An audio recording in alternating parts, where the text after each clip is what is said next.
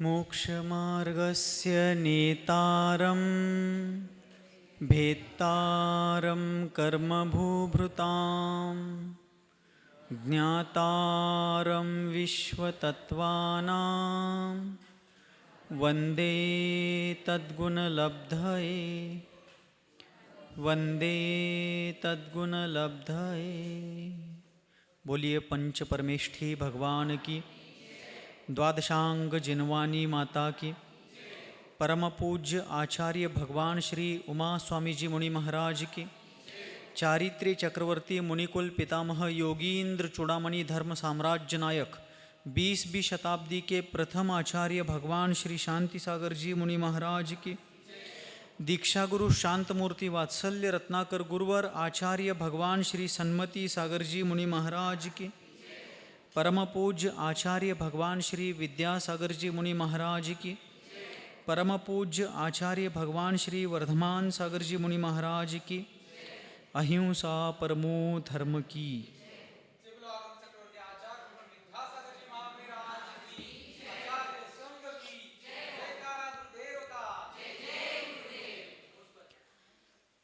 भाग्य का महान उदय कि हमें वस्तु स्वरूप का यह अलौकिक दर्शन जिनागम के प्रकाश में हो रहा है।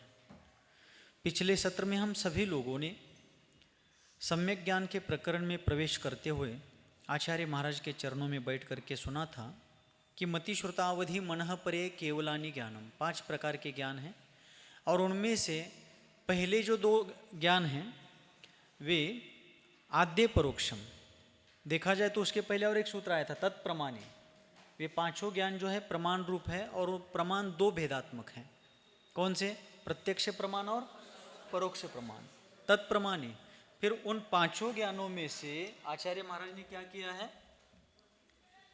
आद्य परोक्षम। पहले के जो 2 ज्ञान है मति और श्रुत, उनको परोक्ष ज्ञान कहा है क्योंकि वे दोनों कैसे हैं? इंद्रिय प्रकाश और मन इत्यादि की सहायता लेकर के जानने वाले हैं, इसलिए उनको क्या किया? परोक्ष ज्ञान में रखा है। और उसके उपरांत जो प्रत्यक्ष ज्ञान के भेद बताते हुए उन्होंने कहा कि अवधि और मनः परे ज्ञान विकल्प प्रत्यक्ष प्रमाण है। तीनों शब्दों के अर्थ समझना है। आज सुबह आलाप पद्धति में भी हुआ था। प्रत्यक्ष मन्यत सूत्र में बता करके आचार्य महाराज ने कहा कि इन दोनों को छोड़कर अन्य बचे हुए जो ज्ञान है वो प्रत्यक्ष रूप है। और प्रत्यक्ष ज्ञान के 2 भेद किए, विकल्प प्रत्यक्ष प्रमाण और सकल प्रत्यक्ष प्रमाण। तो अवधि और मनः परे ज्ञान को विकल्प प्रत्यक्ष प्रमाण क्यों कहा? इसीलिए कहा क्योंकि अवधि और मनः परे जो ज्ञान है वह द्रव्य क्षेत्र काल भाव की मर्यादा में रह करके जानता है रूपी पदार्थों को, इसलिए वो विकल है। किंतु इंद्रिय प्रकाश और मन आदि के आलंबन बिना सीधे आत्मा से जानता है, इसलिए प्रत्यक्ष है। और सम्यक ज्ञान रूप है, इसलिए प्रमाण है। क्लियर? हाँ किंवा नाही? नहीं झालं? और केवल ज्ञान सकल प्रत्यक्ष क्यों है? क्योंकि उसको द्रव्य क्षेत्र काल भाव की मर्यादा का कोई बंधन नहीं, वो अमर्याद लोकालोक को जानता है, इसलिए वो सकल है। प्रत्यक्ष इसलिए क्योंकि वो इंद्रिय प्रकाश मन आदि के आलंबन बिना जानता है सीधे आत्मा से, और सम्यक ज्ञान रूप है, इसलिए प्रमाण है। क्लियर? अब आज आगे और बढ़ते हैं क्योंकि आगे बढ़ते जाना है। हमें बचपन में एक विद्यालय में कविता थी, उसका शीर्षक था आगे बढ़ते जाना है। क्या शीर्षक था? हेडिंग आगे बढ़ते जाना है। चलिए अब यहाँ पर तत्वार्थ सूत्र परमागम के प्रथम अध्याय में 13वां सूत्र कहते हुए मति ज्ञान के ही जो और नामांतर है और उसके अनुसार जो पदार्थों को जानने का कार्य मति ज्ञान के द्वारा होता है उसका वर्णन करने के लिए आचार्य देव यहाँ पर 13वां सूत्र कहते हैं। बोलिए, मति ही स्मृति ही संज्ञा। मराठीमध्ये संज्ञा म्हटलं तरी चालेल। मति ही स्मृति ही संज्ञा चिंताभिनिबोध इत्यनर्थांतरम चिंताभिनिबोध इत्यनर्थांतरम मति ही स्मृति ही संज्ञा चिंताभिनिबोध इत्यनर्थांतरम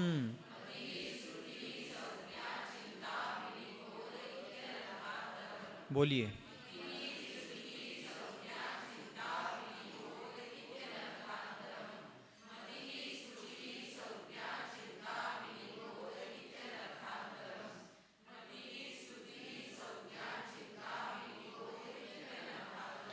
बस यहाँ पर जो मति ज्ञान कहा गया है ना 5 ज्ञानों में, उस मति ज्ञान के ही 5 नाम हैं और उन नामों के अनुसार जानने का काम भी होता है। तो पहला नाम है मति। मति ज्ञान का पहला नाम मति ज्ञान है। तो मति ज्ञान किसे कहते हैं? तदिंद्रियान इंद्रिय निमित्तम, जो इंद्रिय प्रकाश मन आदि से जानता है वह मति ज्ञान है। ठीक है। उसके बाद है स्मृति। स्मृति का मतलब भूतकालीन घटनाओं का स्मरण होना। ठीक है। जैसे अपन याद करते हैं 20 वर्ष पहले यहीं पर आचार्य सन्मति सागर जी महाराज का चातुर्मास हुआ था, वो क्या हो गई? स्मृति हो गई। ठीक है। यही वह सिंहासन है, इस फलक के पीछे इसी सिंहासन पर बैठ करके, यहाँ मंच पर बैठ करके ही वे धर्मोपदेश देते थे इत्यादि अपन स्मरण करते। यही इसी प्रांगण में सभा लगती थी वगैरह। वो क्या हो गई? स्मृति हो गई। पुरानी बातों को स्मरण में लाना वह स्मृति नामक मति ज्ञान है। ये चातुर्मास का हो गया। और किसी भी बात का ले सकते हैं। ठीक है। जैसे आज यह अगस्त महीना चल रहा है, 3 महीने पहले यहाँ पर पंचकल्याणक हुआ, ये स्मृति हो गई। तो भूतकालीन घटनाओं का स्मरण होना, अच्छी बुरी कोई भी हो, उनका स्मरण होना वह है स्मृति नामक मति ज्ञान। अगला है संज्ञा। मराठीमध्ये आपण त्याला संज्ञा म्हणतो। ठीक है। इसको न्यायशास्त्र में संज्ञा नामक इस ज्ञान को प्रत्यभिज्ञान कहते हैं। कौन सा ज्ञान? प्रत्यभिज्ञान। तो इसको जोड़ रूप ज्ञान कहते हैं। लक्ष्य माझ्याकडे आहे। इसको जोड़ रूप ज्ञान भी कहते हैं। जोड़ रूप मतलब क्या? भूतकाल की स्मृति और वर्तमान में उस वस्तु का यहाँ पर प्रत्यक्ष होना, इन दोनों को जोड़ करके जो जानता है वह प्रत्यभिज्ञान अर्थात संज्ञा नामक मति ज्ञान है। उदाहरणार्थ, ये वे ही धर्मसागर जी महाराज है जो यहाँ पंचकल्याणक में आए थे। अब पंचकल्याणक में आए थे, ये स्मृति हो गई, और अभी वे यहाँ पर प्रत्यक्ष हैं। दोनों का जोड़ हो गया ना? नहीं कळ? प्रत्यभिज्ञान में क्या होता है? भूतकाल के उसी व्यक्ति या वस्तु के भूतकाल का स्मरण और उस व्यक्ति या वस्तु का यहाँ वर्तमान में उपस्थित होना। ठीक है। जैसे यह वही पिच्छिका है जो कुछ महीने पहले मैंने ग्रहण की थी। अब जब ग्रहण की थी उसका स्मरण और वर्तमान में उसका यहाँ पर होना, जोड़ रूप ज्ञान हो गया। ये वही सारे भव्य जीव है जो कल भी यहाँ पर जिनवानी का अमृत पान करने आए थे। ये वे ही हे तेच आहेत। तेच म्हणजे भूतकाळातले आणि हे म्हणजे प्रत्यक्ष। तो भूतकाल का स्मरण और वर्तमान की उपस्थिति, इन दोनों को जोड़ रूप से ग्रहण करने वाला जो ज्ञान है उसको तत्वार्थ सूत्र में संज्ञा कहा और न्याय शास्त्रों में इसको ही प्रत्यभिज्ञान कहते हैं।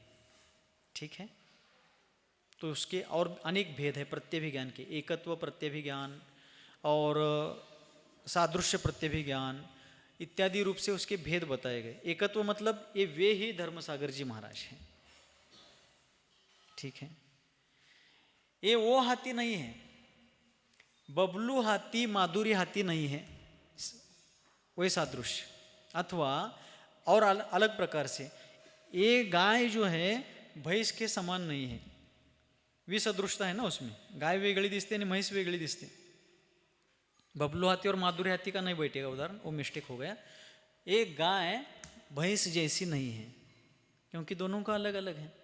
इस प्रकार उसके और भी अनेक भेद होते हैं। तो यहाँ संज्ञा जिसको कहा गया है उसको ही न्यायशास्त्रों में प्रत्यभिज्ञान कहते हैं। और प्रत्यभिज्ञान का मतलब है जोड़ रूप ज्ञान, भूतकाल की स्मृति और वर्तमान की प्रत्यक्षता, इसको प्रत्यभिज्ञान यहाँ पर संज्ञा कहा है। कळलं? ठीक है। अब आगे है चिंता। चिंता मतलब टेंशन नहीं लेना। यहाँ चिंता शब्द का अर्थ लेना है तर्क। तर्क, व्याप्ति, ऊह, चिंता ऐसे उसके नाम हैं। तो तर्क का मतलब क्या होता है? लक्ष माझ्याकडे असू द्या जरा, वाचण्याकडे लक्ष देऊ नका आता। तुम्ही नंतर घरी वाचायचंच आहे, कारण वाचाल तर वाचाल, नंतर वाचायचंच आहे, आता समझून घेण्याकडे लक्ष असू दे, अभी समझने की तरफ ध्यान रहने दीजिए। तो यहाँ तर्क का जो वर्णन किया गया है, तर्क नामक प्रमाण का मति ज्ञान के अंतर्गत, हे सगळे मति ज्ञानाचेच भेद आहेत, ये सभी मति ज्ञान के ही भेद है। तो तर्क किसे कहते हैं? तर्क के ज्ञान को ही व्याप्ति का ज्ञान भी कहते हैं। जैसे इसके होने पर वो होता ही है और उसके होने पर ये नहीं होता है। उदाहरणार्थ, जहाँ जहाँ धुआं होता है, धूर, जहाँ जहाँ धुआं होता है वहाँ वहाँ अग्नि होती ही है। जिथं जिथं धूर असतो तिथं तिथं जाळ होतोच। जाळ धूर संगच। जिथं जहाँ जहाँ धुआं होता है वहाँ वहाँ अग्नि होती ही है, और जहाँ जहाँ अग्नि नहीं होती वहाँ वहाँ धुआं भी नहीं होता। कळलं? जहाँ जहाँ ज्ञान होता है वहाँ वहाँ जीव होता ही है, और जहाँ जहाँ जीव नहीं होता वहाँ वहाँ ज्ञान नहीं होता। अब ये माइक है, यहाँ जीव नहीं है तो ज्ञान भी नहीं है, बराबर? जहाँ जहाँ ज्ञान होता है वहाँ वहाँ जीव होता है, लेकिन जहाँ जहाँ जीव नहीं होता वहाँ वहाँ ज्ञान नहीं होता, क्योंकि ज्ञान तो जीव के आश्रय से रहने वाला है, पुद्गल आदि अजीव द्रव्यों के आश्रय से नहीं रहेगा। कळा लागले सर्वांना? नक्की। जहाँ जहाँ स्पर्शरस गंधवर्ण होता है वहाँ वहाँ पुद्गल होता ही है, और जहाँ जहाँ स्पर्शरस गंधवर्ण नहीं होता वहाँ वहाँ, जहाँ जहाँ स्पर्शरस गंधवर्ण होता है वहाँ वहाँ पुद्गल होता ही है। जहाँ जहाँ पुद्गल नहीं होता वहाँ वहाँ स्पर्शरस गंधवर्ण नहीं होता। ठीक, इसको कहते हैं तर्क या व्याप्ति का ज्ञान। ठीक है, जहाँ जहाँ शक्कर होती है वहाँ वहाँ मिठास होता ही है, जहाँ जहाँ मिठास नहीं है वहाँ वहाँ शक्कर नहीं है। असंच आहे की जिथं जिथं साखर आहे तिथं तिथं गोडपणा आहे, पण जिथं जिथं गोडपणा नाही आहे तिथं तिथं साखर नाहीच आहे की, कसं घटवणार? गोडपणाच नाही आहे, मग तुम्ही गोळाचं म्हणशीला, खडीसाखर म्हणशीला, मनुका म्हणशीला आणि काय पण, मी गोडपणाचा निषेध केलाय ना। उदाहरण लेते समय मैंने ऐसा नहीं कहा जहाँ जहाँ मीठा होता है वहाँ वहाँ शक्कर होती है, ऐसा मैंने नहीं लिया कि जहाँ जहाँ शक्कर नहीं होती वहाँ वहाँ मीठा नहीं होता, ऐसा नहीं कहा मैंने। उदाहरण म्हणून लक्ष द्या, असं त्यासाठी लक्षात घ्या। जिथं जिथं गोडपणा नाही तिथं तिथं साखर नाही, हे बसतंय, ये बैठता है। जहाँ जहाँ मिठास नहीं है वहाँ वहाँ शक्कर नहीं, ये बैठता है। जहाँ जहाँ शक्कर होती है वहाँ वहाँ मीठा होता है, जहाँ जहाँ मीठा होता है वहाँ वहाँ शक्कर होती है, ऐसा बैठेगा क्या? नहीं। हर मीठी चीज़ शक्कर नहीं होती है, मीठी चीज़ गुड़ भी होती है, गुड़ म्हणजे गुड़। मीठी चीज़ मनुक्का, खारक, आपका खजूर वगैरह ये सभी चीज़ें भी मीठी होती हैं, वो मिठास के प्रकार अलग अलग है लेकिन मीठे हैं सभी। इसीलिए जहाँ जहाँ शक्कर होती है वहाँ वहाँ मिठास होती है, सही है। ठीक है, जहाँ जहाँ मिठास होती है वहाँ वहाँ शक्कर होती है ऐसा नहीं कह सकते। जिथं जिथं गोड आहे तिथं तिथं साखर आहे असं म्हणू शकत नाही आपण, पण जिथं जिथं साखर आहे तिथं तिथं गोड आहे हे नक्की म्हणू शकतो। कळ्या? जहाँ जहाँ शक्कर होती है वहाँ वहाँ मिठास होती है, जहाँ मिठास नहीं होती वहाँ शक्कर नहीं होती। क्लियर? ये हो गया तर्क। अब तर्क के आधार पर ही अनुमान होता है। क्या होता है? हनुमान नवे, अनुमान। उस अनुमान ज्ञान को ही यहाँ पर आचार्य महाराज ने अभिनिबोध कहा है। क्या कहा है? अभिनिबोध। ठीक है, तो अनुमान ज्ञान किसे कहते हैं? परीक्षा मुख सूत्र ग्रंथ में एक सूत्र आता है, साधनात साध्य विज्ञान मनुमानम। माझ्याकडे लक्ष दिलं तर कळणार आहे सर्वांना, पुस्तकात लक्ष दिला तर कळणार नाही।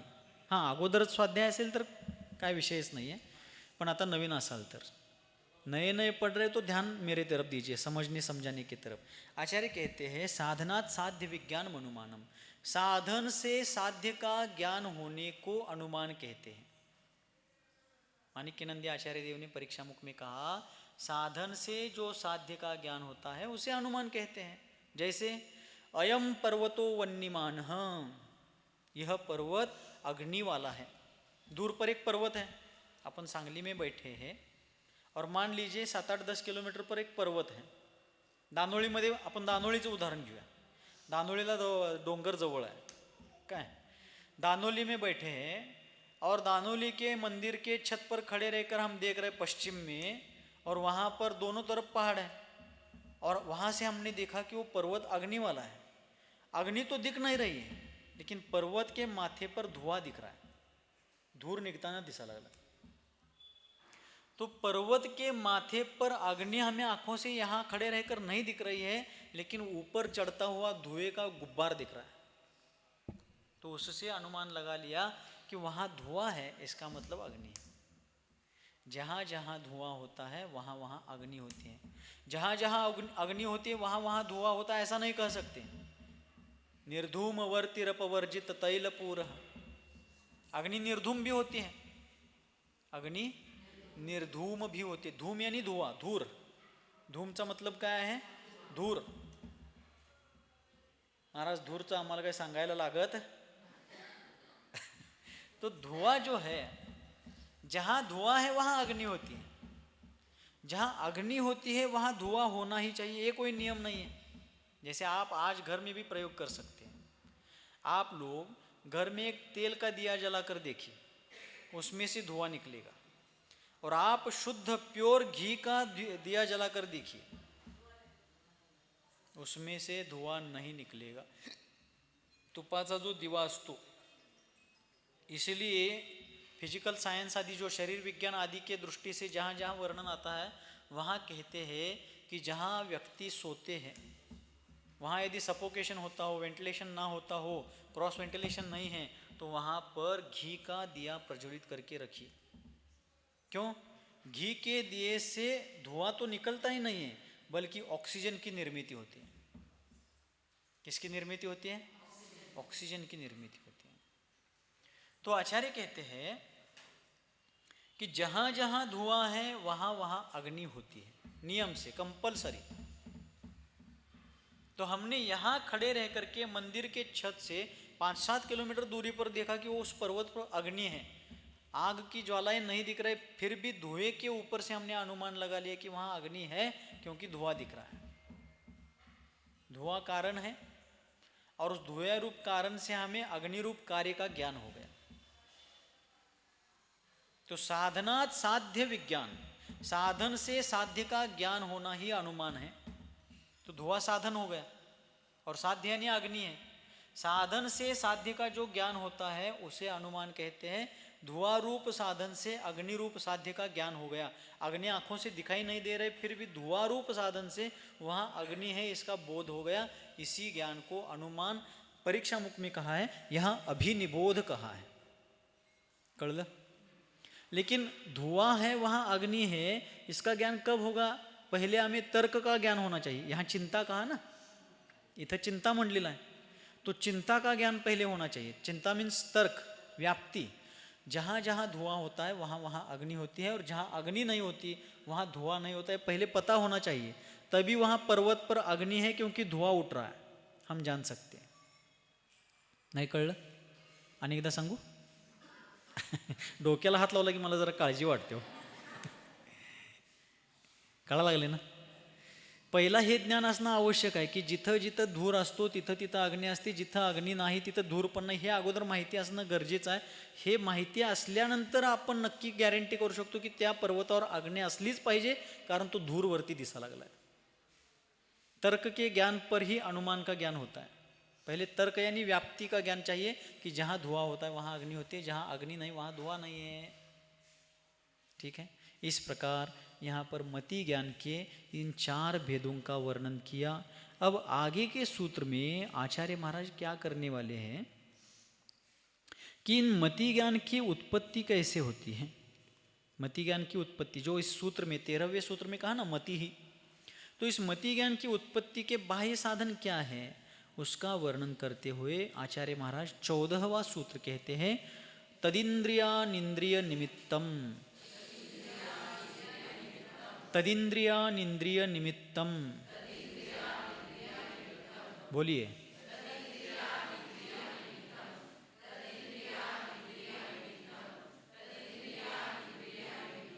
जरा मिस्टेक हो रही पढ़ने में, तदिंद्रिया निंद्रिया ऐसा कोई कोई बोल रहे हैं। तदिंद्रिया निंद्रिया नहीं बोलना है, एक ही बार तदिंद्रिया, तदिंद्रिया निंद्रिय, तदिंद्रिया निंद्रिया ऐसा नहीं बोलना है, तदिंद्रिया निंद्रिय निमित्तम, बोलिए।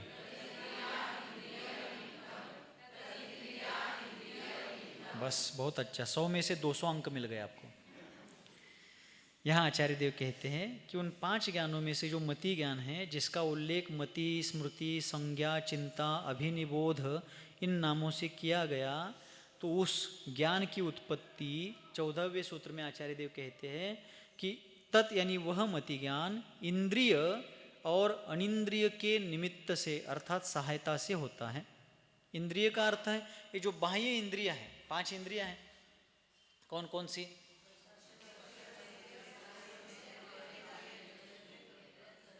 ठीक है, इंद्रियों के नाम इसी क्रम से याद होने चाहिए। स्पर्शनेन्द्रिय, रसनेन्द्रिय, घ्राणेन्द्रिय, चक्षुरेन्द्रिय और कर्णेन्द्रिय। स्पर्शनेन्द्रिय, कर्णेन्द्रिय, घ्राणेन्द्रिय, चक्षुरेन्द्रिय, रसनेन्द्रिय, ऐसा उल्टा पुल्टा क्रम नहीं होना चाहिए। क्यों पूछिए? का म्हणा की एकदा? हाँ सांगा, प्रयत्न करा, सांगा की, बसूनच सांगा।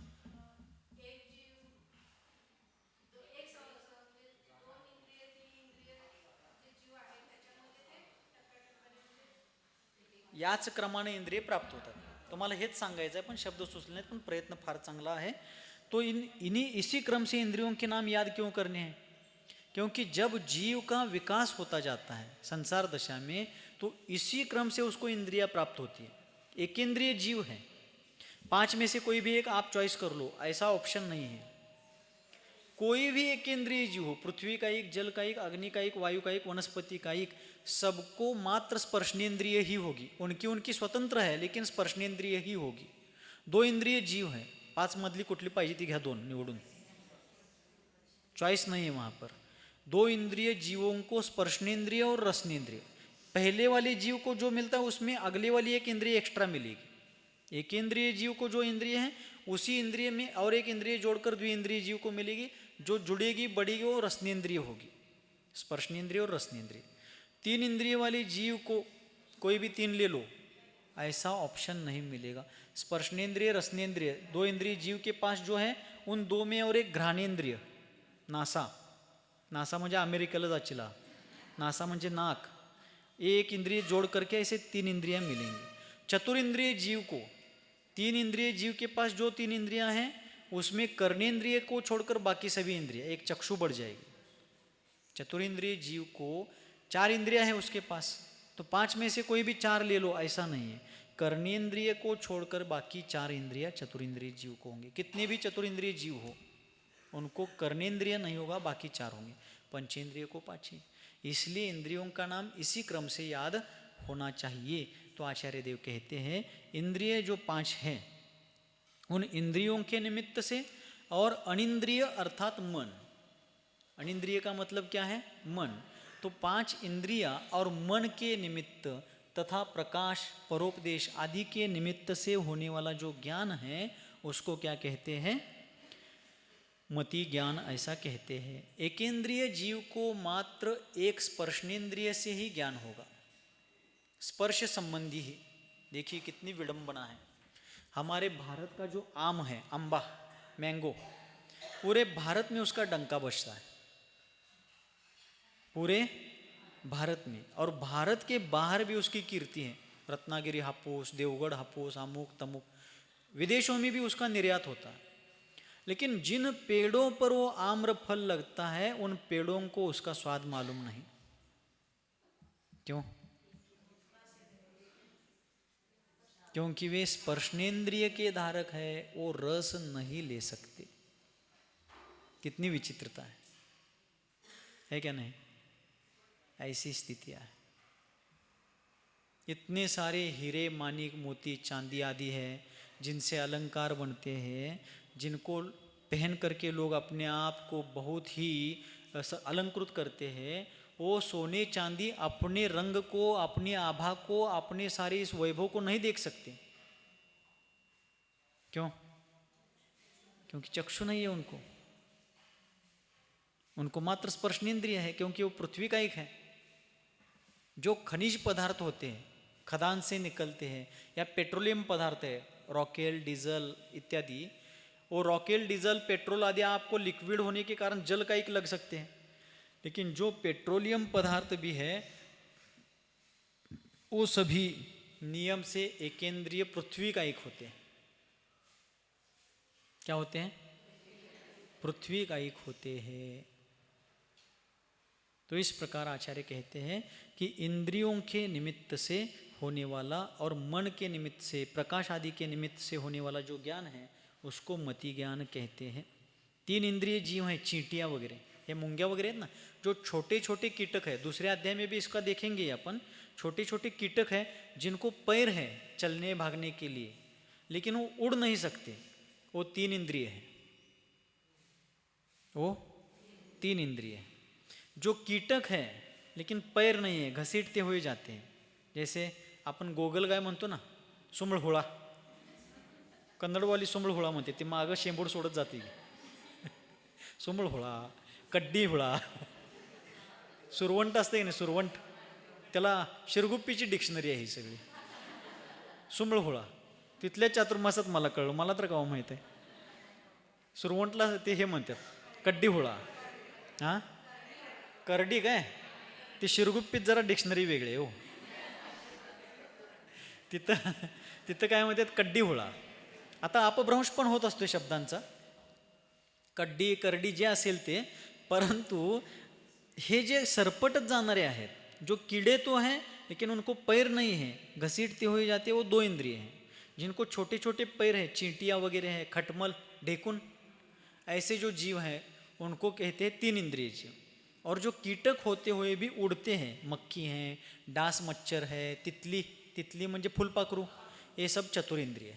और पंछी आदि है वो पंचेंद्रिय है. तो इस प्रकार ये सभी जीव है. तो चींटियाँ वगैरह कितने लोगों के पैरों तले कुचली जाती हैं. देखिए कर्मों का फेर कैसा है. वो भाग दौड़ तो सकती हैं, लेकिन कौन किधर से आ रहा है उसको देख करके वो बच नहीं सकते. आपण बघून समोरनं कुठने आले ते बघून बाजूला होतो, हम बाजू को हो जाते हैं, क्योंकि हम देख करके इधर उधर होते हैं. वो इधर उधर तो होते हैं लेकिन देख नहीं सकने के कारण पैरों के नीचे आ जाते हैं. बहुत कठिन है काम. लेकिन ऐसी जो 5 इंद्रियां हैं, धर्मसागर महाराज जी एक युक्ति से 5 इंद्रियां बताते हैं, यहीं पर दिखाते हैं. स्पर्शनेंद्रिय है, ठीक है, स्पर्शनेंद्रिय, रसनेंद्रिय दाखवा की एकदा. हां, ध्यान दे.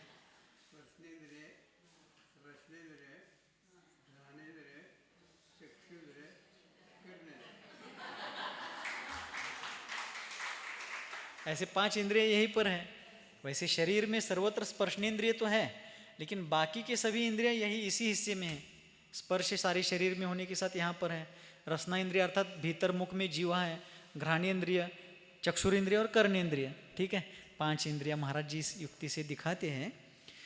तो ऐसे 5 इंद्रियां और मन के निमित्त से वह मति ज्ञान होता है. अब आगे जा करके आचार्य देव क्या करते हैं, अगले सूत्र में मति ज्ञान के प्रकट होने के भेदों का वर्णन करते हैं. मति ज्ञान किस प्रकार होता है, मति ज्ञान की उत्पत्ति किस प्रकार होती है और उसके भेद कैसे कैसे हैं, उसका और वर्णन करते हैं. सूत्र क्रमांक 15.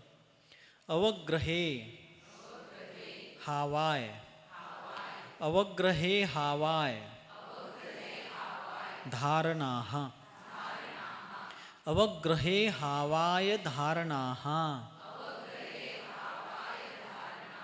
बोलिए.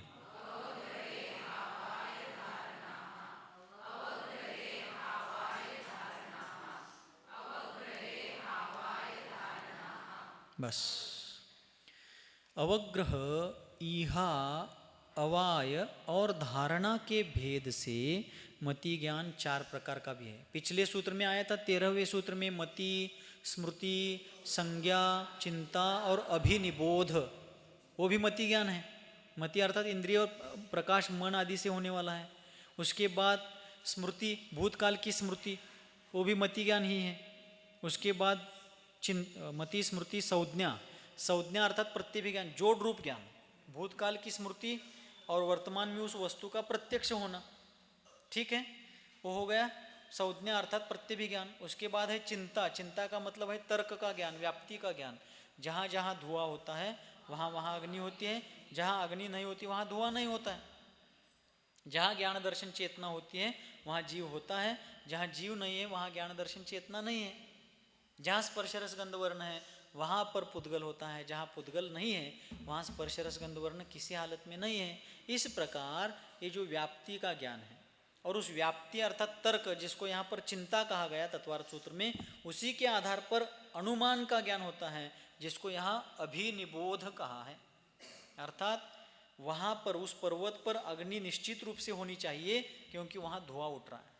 अग्नि दिख नहीं रही है, लेकिन धुएं के ऊपर उठते हुए देख करके हमने जान लिया कि वहाँ पर अग्नि है, क्योंकि धुएं के बिना अग्नि वहाँ पर, मतलब अग्नि के बिना तो धुआं नहीं हो सकता, तो धुआं दिख रहा है मतलब अग्नि है, ठीक है।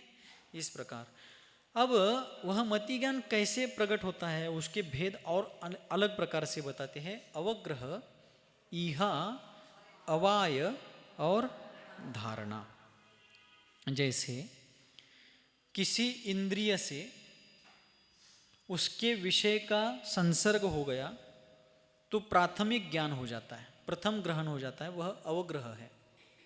जैसे हमने देखा आँखों से कि दूर सामने से एक व्यक्ति आ रहे हैं, चलते हुए कोई एक व्यक्ति आ रहा है, तो वह अवग्रह ज्ञान हो गया। अब आँख इंद्रिय से हो रहा है इसलिए वो मति ज्ञान है, लेकिन दूर से आने वाला व्यक्ति कौन है, क्या है, कैसा है, कहाँ का है, इसका तो ज्ञान हुआ नहीं। एक व्यक्ति आ रहा है, ये हो गया अवग्रह। अब वो कहाँ का है ये जानने की इच्छा, कौन है, कहाँ का है, ये जानने की इच्छा हुई तो वह व्यक्ति और निकट आ गया। और हमने देखा कि वह व्यक्ति धोती पहना हुआ है, धोतर, ऊपर उसने सफ़ेद फुल शर्ट पहना हुआ है और उसके माथे पर टोपी है, गांधी टोपी, और कंधे पर एक टॉवेल है। हमने निश्चित रूप से समझ लिया कि वो अथनी तालुका का है। कहाँ का है? अथनी तालुका, दक्षिण का है, दाक्षिणात्य व्यक्ति है और दक्षिण में भी अथनी तालुका का है। ऐसा क्यों पूछिए? क्योंकि अथनी तरफ के लोग इस वेशभूषा में कहीं पर भी जाते हैं। आज का जनरेशन मालूम नहीं है, लेकिन आज की यंग जनरेशन की जो पिता वगैरह है, उनके दादा वगैरह है, वो इस प्रकार ही उनकी वेशभूषा होती है, धोती, ऊपर सफ़ेद फुल शर्ट, गांधी टोपी और कंधे पर एक टॉवेल। अब उनको पूछना नहीं पड़ा कि अथनी तालुका के है क्या। पहले वो दूर से दिखे तो व्यक्ति है, इतना ज्ञान हुआ, वो अवग्रह हो गया।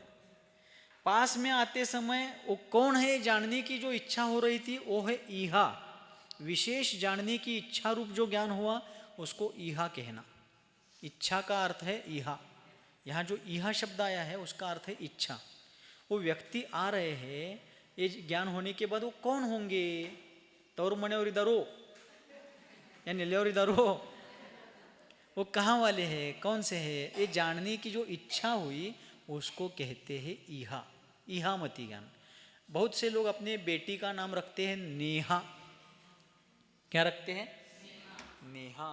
नेहा का अर्थ बहुत आध्यात्मिक है।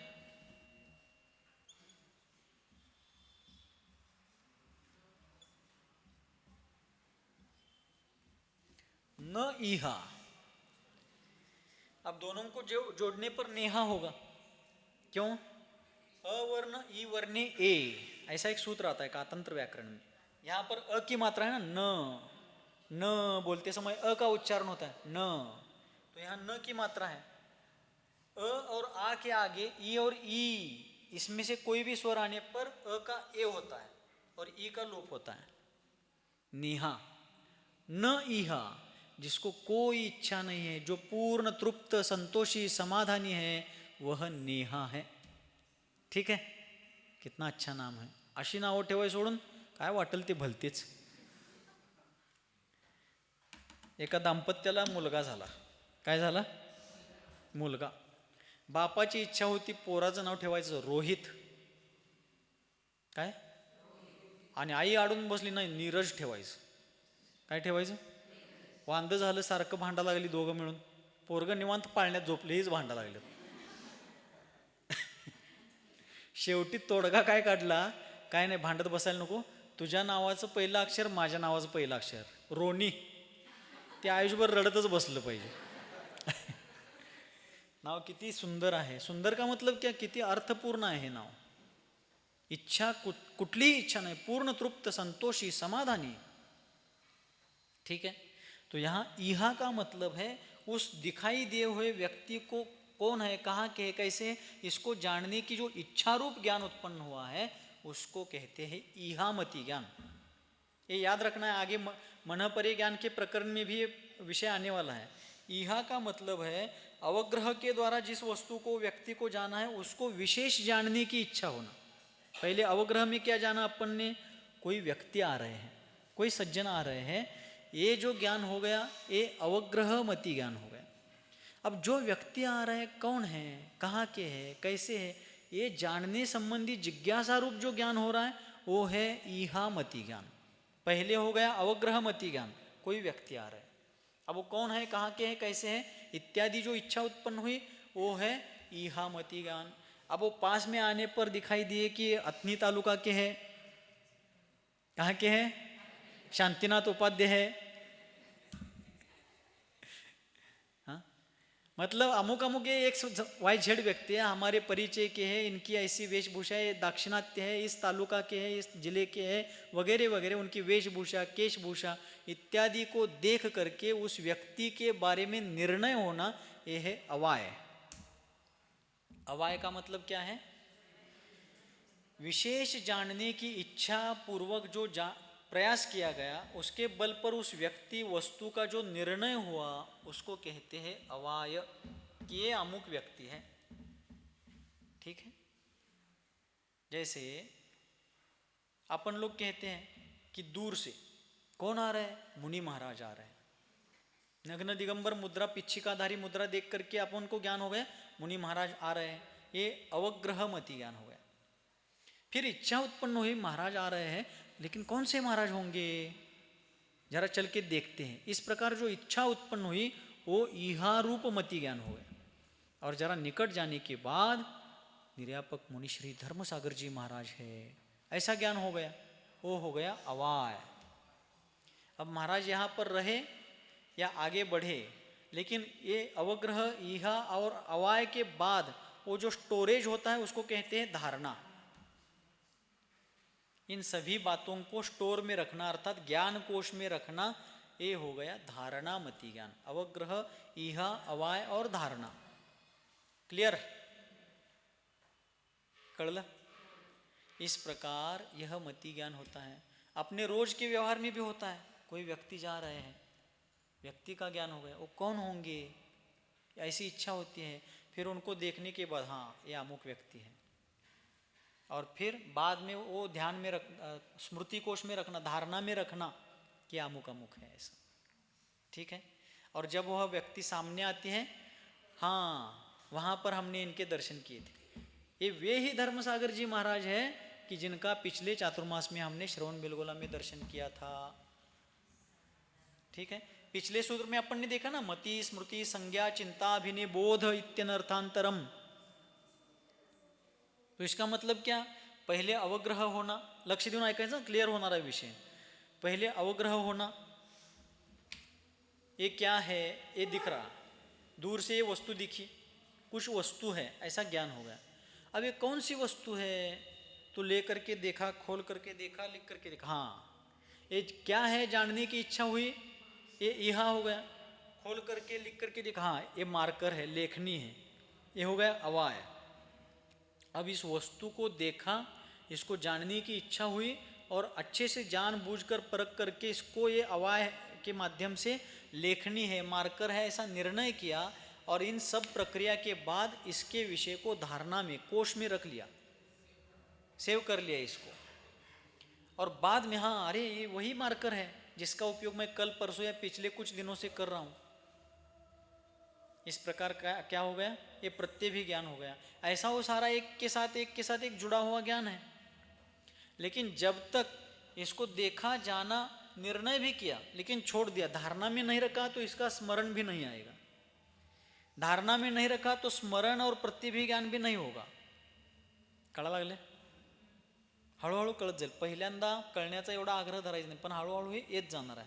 धारणा, स्टोर में जब इसके बारे में हम डाटा रखेंगे तो बाद में ये सामने हो ना हो फिर भी इसकी स्मृति आ सकती, लेकिन स्टोर में ही नहीं है, आडातच नाही तर काय अभ्यास हो. आडात असलं तर पोहऱ्यात येणार आहे, डब्यात असलं तर परातीत ताटात येणार आहे की नाही? बरोबर आहे ना? सही झालेली आहे. अपने पास कुछ डिब्बे में वस्तु हो तो ही अपन निकाल करके थाली में लेकर के खा सकते हैं, देख सकते हैं, सूंघ सकते हैं, चख सकते हैं. स्टोरेज में ही नहीं है, धारणा में ही नहीं है, तो स्मृति में आएगा कहाँ से? आज के छोटे छोटे 2-4 साल के बच्चे हैं या 8-10 साल के भी बच्चे हैं, उनको सन्मति सागर जी महाराज का कुछ भी याद नहीं आएगा. क्यों? क्योंकि उन्होंने उनको देखा ही नहीं है. क्यों? 13 साल हो गए उनके समाधि को. मान लीजिए 13-14 वर्ष के भी बच्चे हैं, उनके समाधि के समय वो साल भर के हैं, क्या याद आएगा? क्यों? स्टोरेज में नहीं है. बराबर. लेकिन हमें याद आता है. क्यों? हमने उनको देखा, अवग्रह. देखने के बाद ये कौन से महाराज है जानने की इच्छा हुई, यह फिर आगे पता चला बड़े बुजुर्गों से कि ये आचार्य सन्मति सागर जी महाराज है, अवाय. फिर धारणा में आ गया, शिष्यत्व प्राप्त हो गया, आगे बहुत काल तक सानिध्य मिला, वो सारा स्टोरेज में है. आज वो सारी चीज़ें याद आती हैं, लेकिन वो सिर्फ स्मृति रूप हो सकते हैं, प्रत्यभिज्ञान नहीं होंगे, क्योंकि वे यहाँ नहीं आ सकते. प्रत्यभिज्ञान अर्थात जोड़ रूप ज्ञान, भूतकाल की स्मृति और प्रत्यक्ष यहाँ उनका होना, वो तो नहीं हो सकता. धर्मसागर जी महाराज की वो कमरे में बैठे हैं या कहीं भी है, स्मृति आ सकती है. और यहाँ पर स्मृति और प्रत्यभिज्ञान दोनों हो सकता है. पिछले साल श्रवण बेलगोला में थे वो धर्मसागर जी महाराज है, जो यहाँ पर जोड़ रूप है. लेकिन आचार्य शांति सागर जी, सन्मति सागर जी, विद्यासागर जी, इनका सिर्फ स्मरण हो सकता है, प्रत्यभिज्ञान नहीं होगा, क्योंकि वे मनुष्य रूप में मुनि अवस्था में यहाँ नहीं आ सकते वर्तमान में. बराबर. इस प्रकार ये सभी चीजें, कोई जटिल विषय नहीं है, सरल है. कुठला विषय है यो? पाठशाळेचा विषय, पाठशाला का विषय है सारा. ठीक है. तो इस प्रकार यहाँ पर आचार्य कहते हैं अवग्रह, इहा, अवाय और धारणा रूप यह मति ज्ञान होता है. ठीक है. तो अवग्रह, इहा, अवाय और धारणा होने के बाद ही पिछले सूत्र में जो बताया था स्मृति, संज्ञा, चिंता, अभिनिबोध, इनके बल पर वो सब होगा. कळलं? 13वें सूत्र में जो बताया था वह 15वें सूत्र में बताए हुए उस मति ज्ञान के बल पर 13वें सूत्र में बताया हुआ ज्ञान होगा. अवग्रह, इहा, अवाय, धारणा होने पर ही फिर स्मृति, संज्ञा, चिंता इत्यादि सब ज्ञान होंगे यथा योग्य. ठीक है. क्लियर. अब अगला एक सूत्र जल्दी से ले लेते हैं, हो जाएगा, अभी समय है थोड़ा सा. सूत्र क्रमांक 16. बहुविध क्षिप्रानिसृतानुक्त ध्रुवानाम सेतरानाम. बहुविध क्षिप्रानिसृतानुक्त ध्रुवानाम सेतरानाम.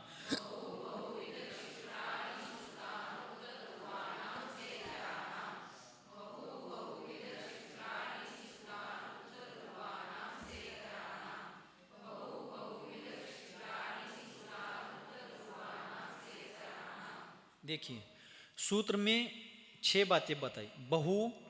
बहुविध, क्षिप्र, अनिश्रुत, अनुक्त और ध्रुव. ठीक है. 6 बातें बताई. इनके साथ आगे सेतर का है. सेतर का मतलब है स इतर. इतर यानी इनका उल्टा जो है, जैसे बहु एक, बहुविध एक विध, क्षिप्र अक्षिप्र, अनिश्रुत निश्रुत, अनुक्त उक्त, ध्रुव अध्रुव. सेतर का अर्थ इनके उलटे 6 भेद समझ लेना है. सेतर से समजलं? एवढं तरी समजलं ना? सेतर शब्दाद्वारे इथं जे 6 भेद सांगितले, सेतर शब्दाद्वारे त्यांचे उलटे 6 भेद समजून घ्यायचे आहेत.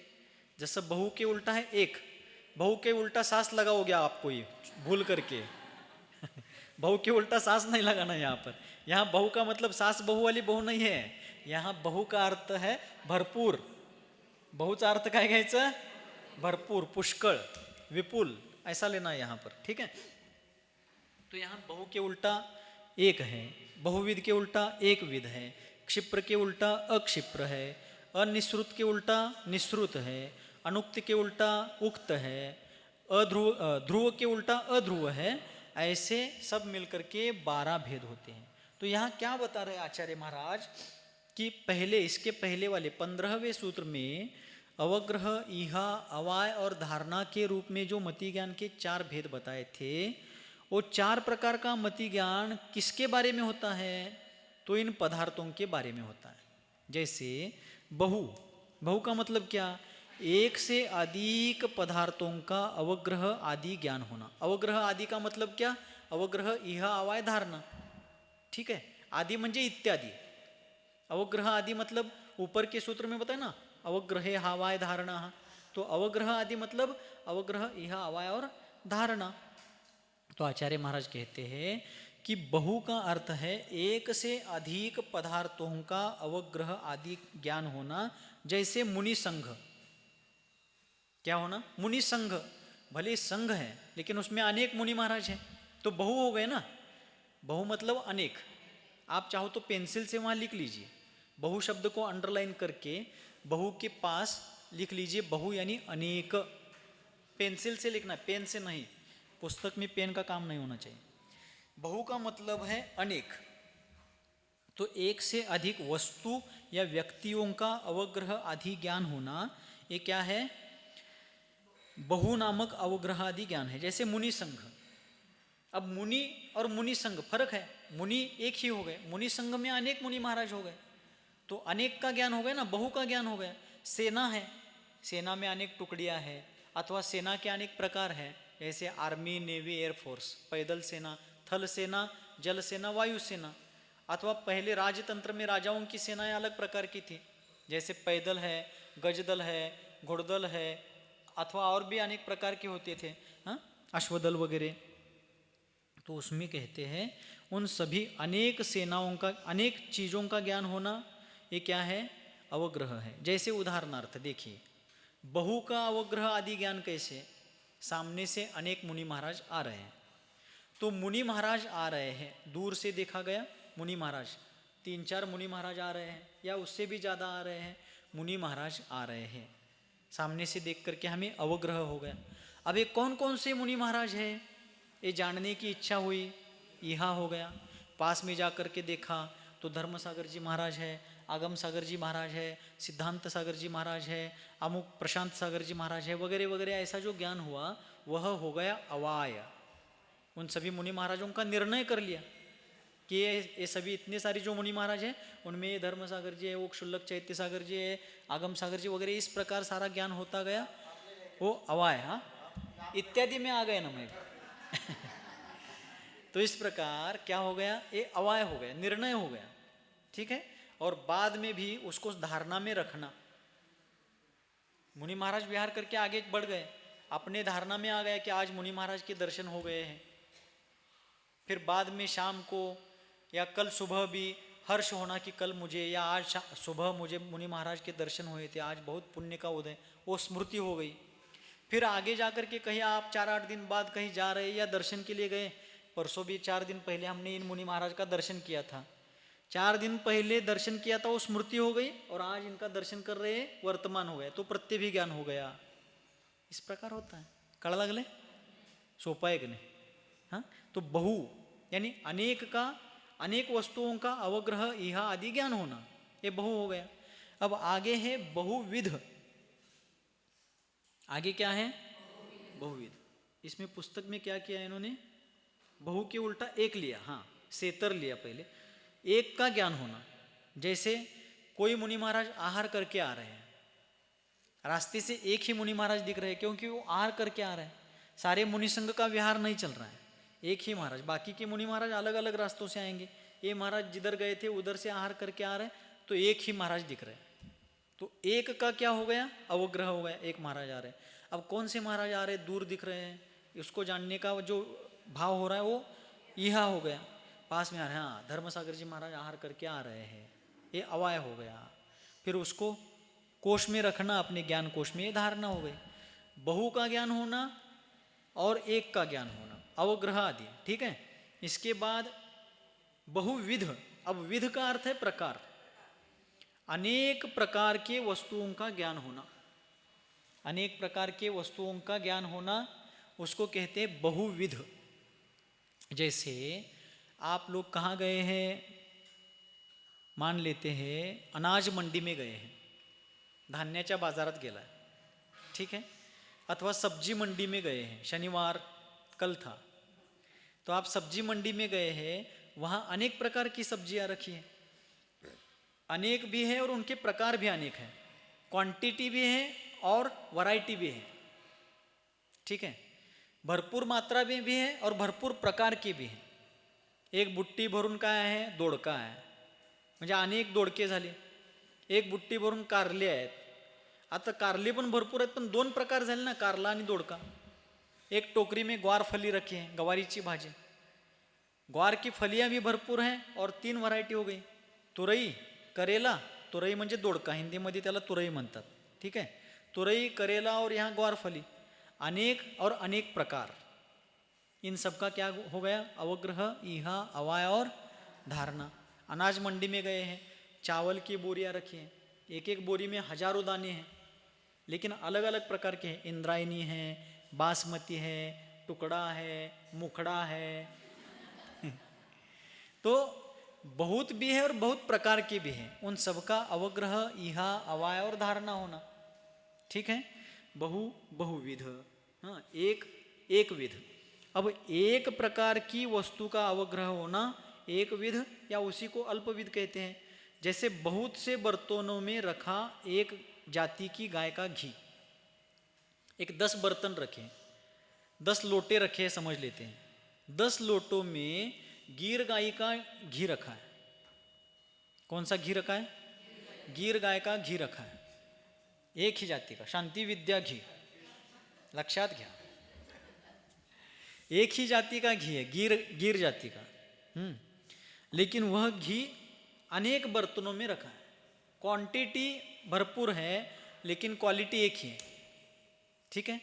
तो एक विध, एक ही प्रकार का घी अनेक बर्तनों में रखा हुआ हमने देखा, उसका अवग्रह हो गया, ईहा हो गई, धारणा अवाय और धारणा हो गई, इस प्रकार एक विध। अब आगे है क्षिप्र, समझा लगले ना, यस और नो, नहीं ठीक।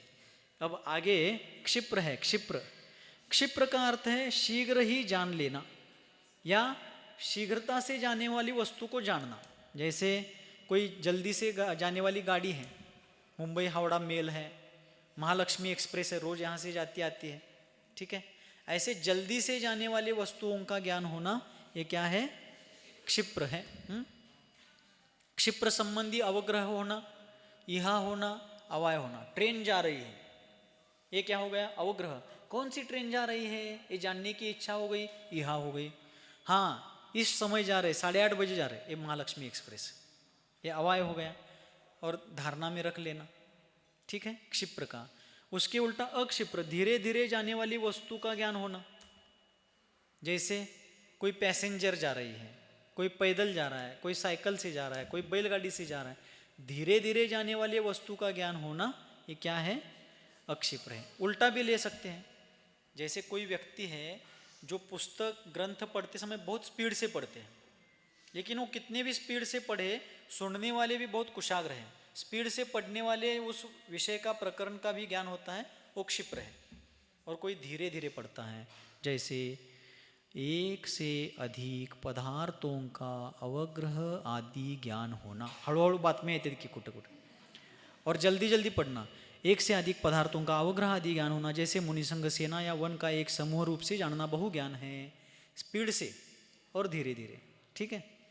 तो स्पीड से जाने वाली, स्पीड से पढ़ी जाने वाली वस्तु का ज्ञान होना वो क्षिप्र है, और धीरे धीरे जाने वाली वस्तु का ज्ञान होना अक्षिप्र है, वो भी अवग्रह, यह अवाय धारणा रूप है। उसके बाद है अनिश्रुत। अनिश्रुत का मतलब है क्या कि जो वस्तु पूर्ण रूप से प्रकट नहीं है लेकिन उसके किसी हिस्से को देख करके उसका पूरा ज्ञान होना। जैसे मान लीजिए बबलू हाथी को पटवर्धन सरकार के संस्थान से छोड़ा है घूमने के लिए, और वो हाथी क्या करता है, आयरविन पुल के पास जाकर के कृष्णा नदी में अवगाह करता है। गर्मी बहुत तेज पड़ी है, धूप से ठंडक राहत पाने के लिए वो कृष्णा नदी के ठंडे शीतल विशाल पात्र में जाकर के उस शीतल जल में अवगाहन करता है और पानी में इतनी डुबकी लगाता है कि वो पूरा डूब जाता है। बस श्वास लेने के लिए उसने सूंड इतना ऊपर रखा है, सोंडेचा शेंडा तेवढा वर ठेवला है त्यानं, जो सूंड है उसकी उसका अग्रभाग उतना ही ऊपर रखा है, वो हिल रहा है ऐसा श्वास लेने के लिए। तो वहाँ पर खड़े व्यक्ति ने हाथी को नहीं देखा था, वो आने के पहले हाथी ने डुबकी लगाई थी और सूंड उतनी ऊपर रखी है, तो उस व्यक्ति ने पहचान लिया कि हाथी है।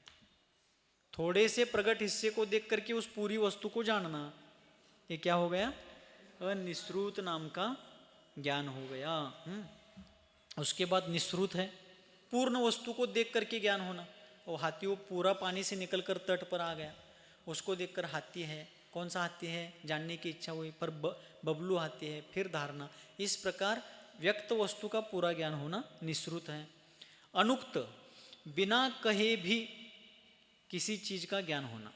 जैसे एक विद्यार्थी 10वीं का रिजल्ट लेकर घर आ रहा है बोर्ड का, और वो अपने स्कूल में क्या हुआ है, मेरिट में आया है, पहला आया है। अब वो आकर घर में बताने के बाद ही वो पास हुआ है, ऐसा ज्ञान होता है क्या? आते समय वो उछलते कूदते हुए आ रहा है, चेहरे पर बहुत हर्ष भाव है, बिना कहे भी समझ में आता है कि पास हो गया। लेकिन कुछ विद्यार्थी ऐसे भी होते, पास हो फेल हो रंगात असते ते आमच्यासारखे, त्यांना काय फरक पडत नाही लई। लेकिन एक स्थूल दृष्टि से विचार चल रहा है कि बिना कहे भी, अब कोई व्यक्ति है उसके चेहरे पर बहुत वेदना झलक रही है, वो बोल नहीं रहा है लेकिन चेहरे की वेदना को देख करके समझ लेते हैं कि इस व्यक्ति को कुछ शारीरिक पीड़ा है। कोई व्यक्ति चिंतित है और उसके चेहरे पर चिंता की रेखाएं हैं, अपन समझते हैं कि किसी ना किसी संकट में है, चिंता में है। ये है अनुक्त, बिना कहे। जैसे भारतीय चिकित्सा पद्धति इतनी श्रेष्ठ थी दुनिया में, आज भी है, लेकिन लोगों को जिथं पिकतंय सगळंच माहिती आहे हो तुम्हाला। भारतीय चिकित्सा प्रणाली इतनी श्रेष्ठ है दुनिया में, सबसे श्रेष्ठ आयुर्वेदिक प्रणाली में उपचार करने की 3 पद्धतियां, निदान करने के, रोग के निदान के 3 पद्धतियां थी। कौन सी? दर्शन, स्पर्शन और पृच्छना। दर्शन का मतलब वो वैद्य लोग इतने कुशल होते थे कि रोगी को देख कर ही बिना पूछे पहचान लेते थे कि इसको ये बीमारी है, दर्शन। फिर जिनको उतना अभ्यास नहीं है, वो स्पर्शन अर्थात नाड़ी देख करके, हार्ट बीट देख करके, या जहाँ समस्या है उस अवयव को व्यवस्थित परख करके वो समझते बिना रोगी को पूछे कि इसको ये तकलीफ है। ये दूसरे दर्जे के। और तीसरे दर्जे के हैं जिनको देख करके या छू करके नहीं समझता है, वो पूछते हैं हाँ क्या हो रहा है, तो फिर बताने पर वो समझ लेती कि ऐसा ऐसा हो रहा है, ये रोग है। वो है पृच्छना। ठीक है, पहले के ऐसे वैद्य होते थे कि देख करके पहचानते थे मरीज है, इसको ऐसा रोग हुआ। आचार्य शांति सागर जी महाराज फलटन बारामती तरफ थे और उनकी पीठ में एक फोड़ा हो गया।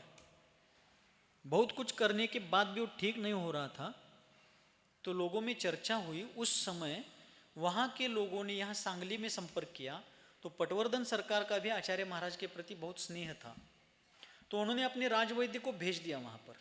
वे वैद्य वहाँ पर जाते हैं और देखते ही इन्होंने समझ लिया कि ये हाथी गांठ है। ये कौन सी गांठ है? हाथी गांठ। तो उन्होंने तुरंत वहाँ के श्रावकों से केसर ले लिया, केसर, केसर अस्ते की, और केसर को पानी से क्या कर लिया, थोड़ा सा लिक्विड बना करके उस हाथी गांठ के पास उन्होंने केसर से सिंह का चिन्ह बना दिया, सिंह का रेखा चित्र बना दिया। सिंह का रेखा चित्र बनते ही अल्पावधि में वो गांठ नष्ट हो गई। क्यों? सिंह को हाथी डरते हैं, उसी प्रकार उस रोग का उपचार ऐसा किया उन्होंने, भारतीय चिकित्सा पद्धती। आता उगाच सोया टोचायचं, फाडाफाडी, हां भारत जो है ना, अपना भारत, दुनिया में उसके तोड नहीं है. पण ज्यांचं असतंय की नाही आधीपासून त्यांना त्याची काही किंमत असत नहीं. तो इस प्रकार अनुक्त मतलब बिना कहे ही अभिप्राय से जानना, यह अनुक्त का ज्ञान है. उक्त मतलब पूछ करके बताने के बाद जानना. उसके बाद है ध्रुव का ज्ञान. ध्रुव का ज्ञान मतलब क्या? जो स्थिर पदार्थ है. कैसे पदार्थ है? स्थिर पदार्थ को जानना. जैसे एक जगह पर स्थिर जो पर्वत है, पहाड़ है, वो ध्रुव है. अथवा यथार्थ ग्रहण करना, सत्य ग्रहण करने को भी ध्रुव ग्रहण कहते हैं. अथवा जो पर्वत आदि स्थिर पदार्थों को जानना, ये पहाड़ है. पहले तो पहाड़ देख करके अवग्रह हो गया. कौन सा पहाड़ होगा? यह हो गए, हाँ ये बाहुबली का पहाड़ है. ठीक है. उसके बाद हम बाहुबली कल जा करके आए, पिछले महीने जा करके आए, ये धारणा में रखना. इस प्रकार अवग्रह, यह धारणा इत्यादि जो है ध्रुव के बारे में. और अध्रुव के बारे में ज्ञान होना, वो क्या है? अध्रुव, यानी अस्थिर वस्तुओं के बारे में जो अवग्रह आदि ज्ञान होता है उसको कहते हैं अध्रुव का ज्ञान. जैसे चमकती हुई बिजली, बरसात के दिनों में या गर्मियों में भी जो बरसात होती है उस समय बिजलियाँ चमकती है, आकाशामध्ये वीज चमकते. बिजली का ज्ञान होना. वो बिजली कैसे? अस्थिर है ना. तो अस्थिर बिजली का ज्ञान होना. कुछ तो चमका है, क्या चमका होगा? तो किसी ने बताया वो बिजली होती है, अवाय हो गया. और फिर उसको धारणा में रखना. इस प्रकार अध्रुव का ज्ञान. तो इन 12 प्रकार के पदार्थों का अवग्रह, इहा, अवाय और धारणा रूप मति ज्ञान होता है. और वह मति ज्ञान इंद्रिय प्रकाश मन आदि के निमित्त से होता है. कळलं?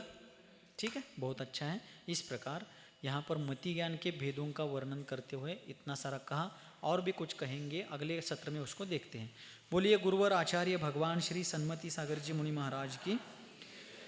बोधि समाधि परिणाम शुद्धि स्वात्मोपलब्धि शिव सौख्य सिद्धि चिंतामणिं चिंतित वस्तुदाने त्वां वंदमानस्य ममास्तु देवी.